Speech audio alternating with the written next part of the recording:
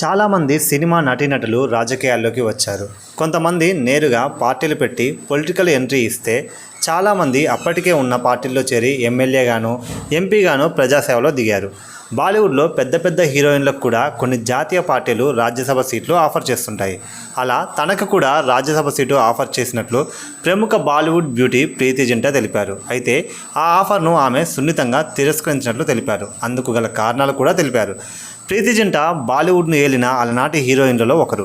ఎన్నో super hit చిత్రాల్లో నటించి మెప్పించారు. తెలుగులోనూ 1-2 సినిమాల్లో నటించారు.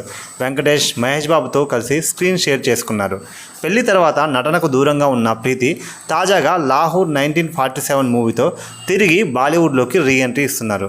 ఈ సందర్భంగా ఆమె సోషల్ మీడియా ప్లాట్ఫామ్ ఎక్స్ వేదికగా తన అభిమానులతో ముచ్చటించారు. అయితే ఓ అభిమాని ప్రీతి జింటా పొలిటికల్ ఎంట్రీ గురించి అడిగారు. దానికి ఆమె బదులిస్తూ, లేదు, నాకు రాజకీయాలపై ఆసక్తి లేదు. కొన్నేళ్ల క్రితం వివిధ రాజకీయ పార్టీలు నాకు టికెట్ ఆఫర్ చేశాయి, రాజ్యసభ సీటు ఆఫర్ చేశాయి.